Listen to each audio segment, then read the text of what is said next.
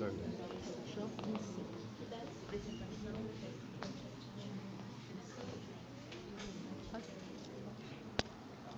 tarde, gente. Meu nome é Letícia Taide e hoje eu vou falar um pouco sobre o ativismo judicial. Se seria uma ocupação de função de outros poderes ou se seria uma garantia da efetividade dos direitos das minorias. O tema problema do meu trabalho se enquadra nessa pergunta principalmente. Primeiramente, é necessário constatar que na Constituição foram trazidos alguns princípios, entre eles o direito à dignidade da pessoa humana, da isonomia entre as pessoas e também do acesso à justiça, que são princípios norteadores para a realização desse trabalho.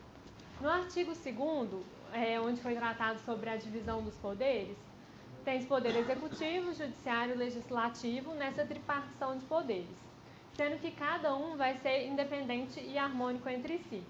Pelo menos essa era a idealização que foi criada quando Montesquieu ele realizou esse sistema de freios e contrapesos. Ele propôs que nos checks and balances seria uma forma de sobrepesar e fazer um ponderamento, um controle, cada poder controlando o outro.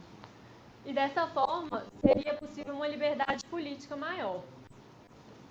Para isso, dessa forma seria dividido entre o legislativo, executivo e o judiciário. O legislativo elaborando as leis, função precípua entre as outras, o executivo para executar políticas públicas e administrar, e o judiciário principalmente para julgar de acordo com as leis que foram realizadas, que foram criadas pelo legislativo. Uma teoria que eu acho que pode embasar muito esse pensamento é a teoria de Habermas, que é a teoria do agir comunicativo. Para ele, o exercício da democracia se dá através da comunicação. E no nosso Estado democrático de direito, essa ideia é muito presente. Então, para se ter um Estado democrático, a comunicação é uma premissa básica. E continuando nisso, é necessário falar um pouco sobre o ativismo e a judicialização, e a diferença entre esses dois. Primeiramente, esses conceitos eu peguei do Luiz Roberto Barroso, que ele tem um trabalho sobre a diferenciação dos dois e como esse contexto está presente no nosso dia a dia. Primeiramente, ele fala que a judicialização é quando há um problema que seja uma repercussão muito grande, seja política, social, e que os tribunais, o Poder Judiciário, acabam resolvendo porque o Poder Legislativo ou Executivo não quer atuar nisso. No caso do ativismo, há uma proatividade do Poder Judiciário. O Poder Judiciário atua de forma proativa, fazendo uma interpretação mais ampla da Constituição, para que ele acabe atuando e defendendo os direitos. Dessa forma, quando ele atua de uma maneira ativista, ele acaba também pegando um pouco dos outros poderes. E essa imagem aqui, eu quis ressaltar ela para mostrar para ilustrar o conceito central, que é da garantia das minorias. Nesse caso, aqui a balança não vai ficar igual, sendo que tem uma maioria ali e uma minoria que seria um grupo mais individualizado com um interesse único. Então, isso gera uma crise de representatividade no legislativo, porque o poder legislativo nós elegemos e a maioria que coloca certos políticos, certos representantes lá. E eles vão falar sobre a voz dessa maioria.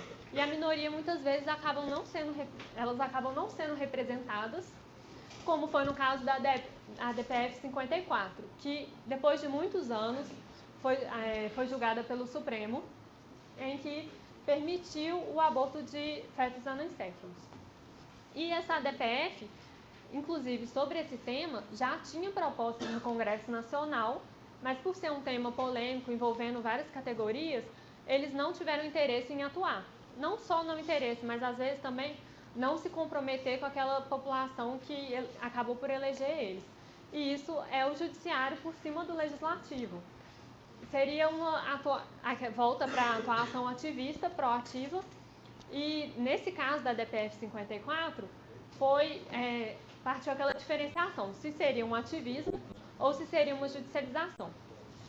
Dessa forma fica a pergunta, se o ativismo judicial ele vai servir para incluir as minorias e representá-las, ou se vai ser somente uma ocupação do poder do outro e não deve acontecer.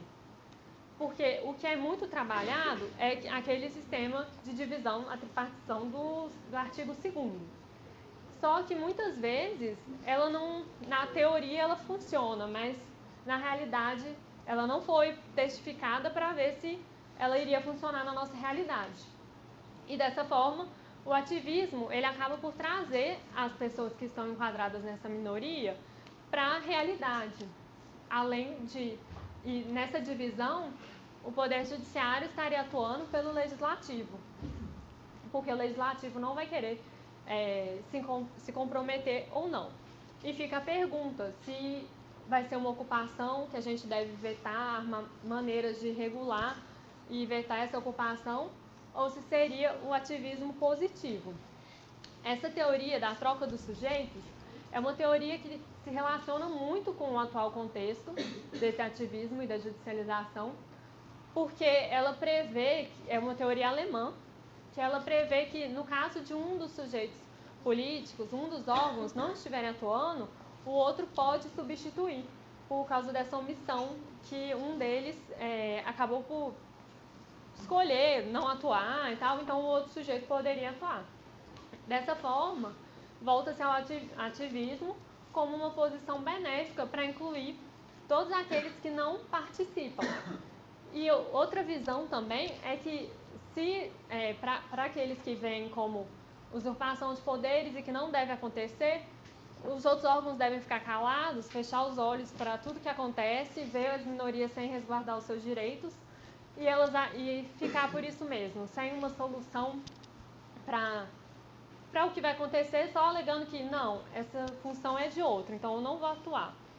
Então, na minha pesquisa eu ainda estou desenvolvendo mais o conteúdo, mas fica essa pergunta, se o ativismo vai ser mesmo uma garantia dos direitos das minorias, se isso será suficiente para garantir esses direitos. É isso, muito obrigada, gente.